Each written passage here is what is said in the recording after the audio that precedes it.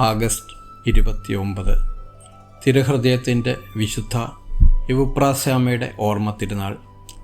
തൃശ്ശൂർ ജില്ലയിലെ കാട്ടൂർ ഗ്രാമത്തിൽ എലുവത്തിങ്കൽ ചേർപ്പൂക്കാരൻ തറവാട്ടിൽ അന്തോണിയുടെയും കുഞ്ഞേത്തിയുടെയും മകളായി 1877 ഒക്ടോബർ 17 റോസ എന്ന യവുപ്രാസ്യാമ്മ ജനിച്ചത്. പരിശുദ്ധ മാതാവിനോടുള്ള അവളുടെ അമ്മയുടെ അഗാധമായ ഭക്തിയും വിശ്വാസവും കുഞ്ഞു റോസയിൽ വളരെയേറെ സ്വാധീനം ചെലുത്തിയിരുന്നു. അവളുടെ അമ്മ അവളോട് പറഞ്ഞ കഥകളിൽ നിന്നും, പ്രത്യേകിച്ച് ലിമായിലെ വിശുദ്ധ റോസായുടെ കഥയിൽ നിന്നും ചെറുപ്പത്തിൽ തന്നെ നന്മയിൽ വളരുവാനും യേശുവിന് വേണ്ടി സഹനം അനുഭവിക്കുവാനുമുള്ള അപാരമായ ആഗ്രഹം അവളുടെ ഉള്ളിൽ ജനിച്ചു. വളരുംതോറും ആത്മീയ കാര്യങ്ങളിൽ താൽപ്പര്യം ഏറി വന്ന റോസ 9-ാം വയസ്സിൽ പരിശുദ്ധ മാതാവിൻ്റെ ഒരു ദർശനത്താൽ കന്യാസ്ത്രീയാകുവാൻ തീരുമാനിച്ചു. അവളുടെ പിതാവിൻ്റെ ശക്തമായ എതിർപ്പുണ്ടായിരുന്നുവെങ്കിലും യവുപ്രാസ്യ നിരന്തരമായ പ്രാർത്ഥനകളും ജപമാലകളും ഉപവാസങ്ങളും തുടർന്നുകൊണ്ടിരുന്നു. റോസയുടെ ശക്തമായ പ്രാർത്ഥനയും ഇളയ സഹോദരിയുടെ പെട്ടെന്നുള്ള മരണവും അദ്ദേഹത്തിൻ്റെ മനസ്സ് മാറാൻ കാരണമായി. വാസ്തവത്തിൽ അവളുടെ പിതാവ് തന്നെയാണ് കർമ്മലിത്ത സഭയുടെ കൂനമ്മാവിലുള്ള മഠത്തിൽ കൊണ്ടുപോയി ചേർത്തത്. അനുദിനം വിവിധ രോഗങ്ങളാൽ അവൾ സഹനങ്ങൾ ഏറ്റുവാങ്ങിക്കൊണ്ടിരുന്നു. ഒരിക്കലൊരു മാരകമായ രോഗത്തിൻ്റെ പിടിയിലായ അവളെ മഠത്തിലെ മറ്റ് കന്യാസ്ത്രീകൾ തിരിച്ചയക്കുവാൻ തീരുമാനിച്ചു. എന്നാൽ തിരുക്കുടുംബത്തിൻ്റെ ഒരു ദർശനം വഴി അവൾക്ക് അത്ഭുതകരമായ രോഗശാന്തി ലഭിച്ചതിനാൽ അവളെ അവിടെ തുടരുവാൻ അനുവദിക്കുകയായിരുന്നു.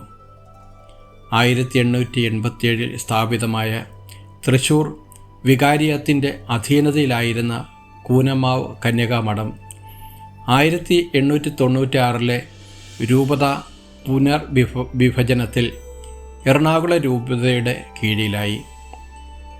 തൃശ്ശൂർ വികാരിയത്തിൻ്റെ പ്രഥമ സ്വദേശീയ മെത്രാനായ മാർ യോഹന്നാൻ മേനാച്ചേരി തൻ്റെ രൂപതയിൽപ്പെട്ടവരെ തൃശ്ശൂരിലേക്ക് കൊണ്ടുവരുവാൻ പരിശ്രമിച്ചതിൻ്റെ ഫലമായി 1897 മെയ് 9 വിശുദ്ധ യൗസേപ്പിതാവിൻ്റെ നാമധേയത്തിൽ അമ്പഴക്കാട് അവിഭക്ത തൃശ്ശൂർ രൂപതയിലെ പ്രഥമ കർമ്മലീത്ത മഠം സ്ഥാപിതമായി.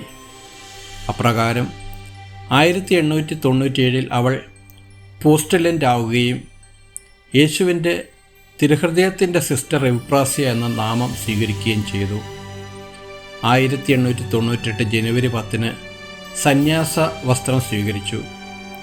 മാരകമായ രോഗങ്ങൾക്കും യാതനകൾക്കും വിധേയായിരുന്ന വിശുദ്ധ അപ്പോഴെല്ലാം പരിശുദ്ധ മാതാവിൻ്റെ സഹായം അവൾക്ക് ശക്തി നൽകിക്കൊണ്ടിരുന്നു.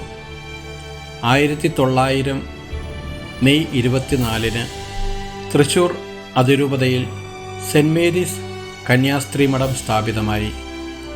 അതേ ദിവസം തന്നെ വിശുദ്ധ യവുപ്രാസ്യാമ്മ അവളുടെ നിത്യവ്രതം സ്വീകരിക്കുകയും ചെയ്തു. 1904 മുതൽ 1913 വരെ യവുപ്രാസ്യാമ്മ അവിടുത്തെ സന്യാസാർത്ഥികളെ പഠിപ്പിക്കുന്ന ചുമതല നിർവഹിച്ചു പോന്നു.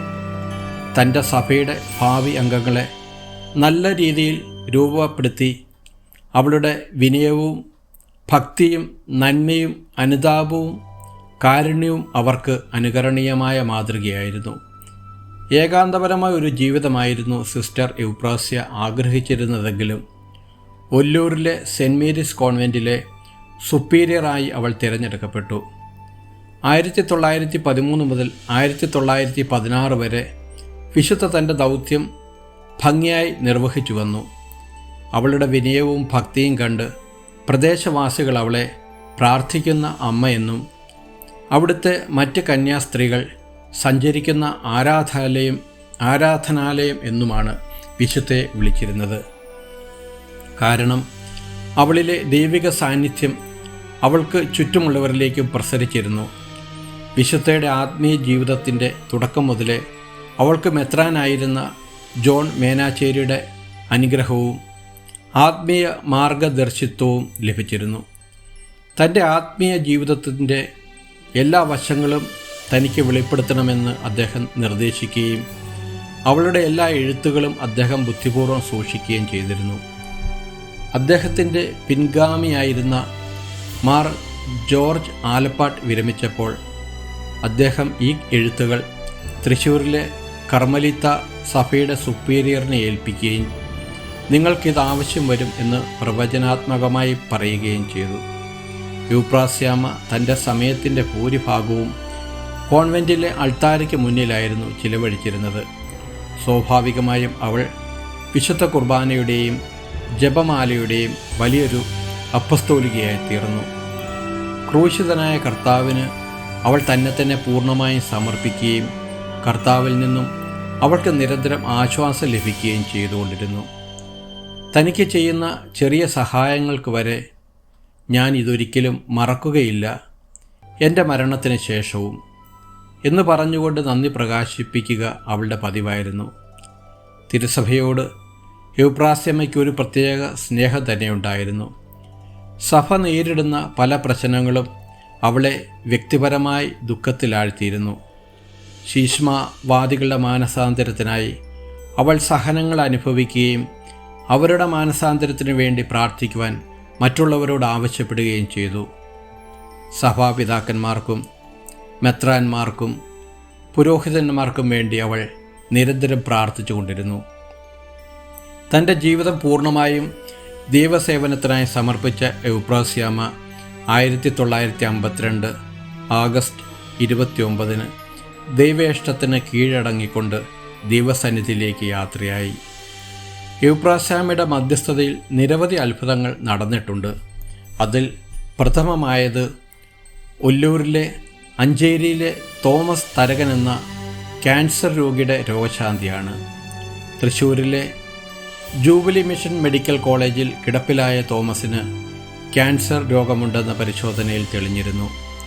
ശസ്ത്രക്രിയയ്ക്ക് ഒരാഴ്ച മുൻപ് സ്കാൻ ചെയ്തപ്പോൾ യാതൊരു രോഗലക്ഷണവും കണ്ടില്ല. ഇത് യൂപ്രാസ്യാമ്മയുടെ പ്രാർത്ഥനയുടെ ഫലമാണെന്ന് അദ്ദേഹത്തിൻ്റെ സഹോദരിയായ റോസി സാക്ഷ്യപ്പെടുത്തി. രണ്ടാമത് തൃശ്ശൂർ ജില്ലയിലെ ആളൂരിലുള്ള 7 വയസ്സുകാരനായ ജൂവലിൻ്റേതാണ്. തൊണ്ടയിൽ ക്യാൻസർ ബാധിച്ച അവന് ഭക്ഷണമിറക്കുവാൻ ബുദ്ധിമുട്ട് അനുഭവിച്ചിരുന്നു. തൃശ്ശൂർ ജില്ലയിലെ ധന്യ ആശുപത്രിയിലെ ഡോക്ടർമാർ ഇത് സുഖപ്പെടുത്തുവാൻ കഴിയില്ലെന്ന് വിധിയെഴുതി. ദരിദ്രരായ അവൻ്റെ കുടുംബം പ്രാർത്ഥിക്കുകയല്ലാതെ വേറെ വഴിയൊന്നുമില്ലായിരുന്നു. അവൻ്റെ അമ്മൂമ്മ യൂപ്രാസ്യാമ്മയുടെ മനമുരുകി പ്രാർത്ഥിച്ചു. ധന്യ ആശുപത്രിയിലെ ഡോക്ടറായ ശശികുമാർ പിന്നീട് പരിശോധിച്ചപ്പോൾ അവൻ്റെ മുഴ അപ്രത്യക്ഷമായി കണ്ടു.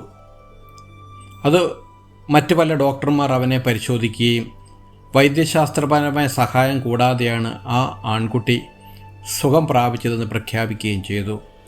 1986 സെപ്റ്റംബർ 27 യൂപ്രാസ്യാമ്മയുടെ വിശുദ്ധീകരണ നടപടികൾക്ക് ഒല്ലൂരിൽ തുടക്കമായത്. 1987 ആഗസ്റ്റ് 29 യൂപ്രാസ്യാമ്മയെ ദൈവദാസിയായി പ്രഖ്യാപിച്ചു. 1990 അവളുടെ കല്ലറ തുറക്കുകയും തിരുശേഷിപ്പുകൾ സെൻറ് മേരീസ് കോൺവെൻറ്റിലേക്ക് മാറ്റുകയും ചെയ്തു. 2002 ജൂലൈ 5 ജോൺ പോൾ രണ്ടാമൻ പാപ്പ യൂപ്രാസ്യാമ്മയെ ധന്യയായി പ്രഖ്യാപിക്കുകയും 2006 ഡിസംബർ 3 അവളെ വാഴ്ത്തപ്പെട്ടവളാക്കുകയും ചെയ്തു. 2014 ഏപ്രിൽ 23 ഫ്രാൻസിസ് പാപ്പ വിശുദ്ധരുടെ ഗണത്തിലേക്ക് യൂപ്രാസ്യാമ്മയെ ഉയർത്തിയത്.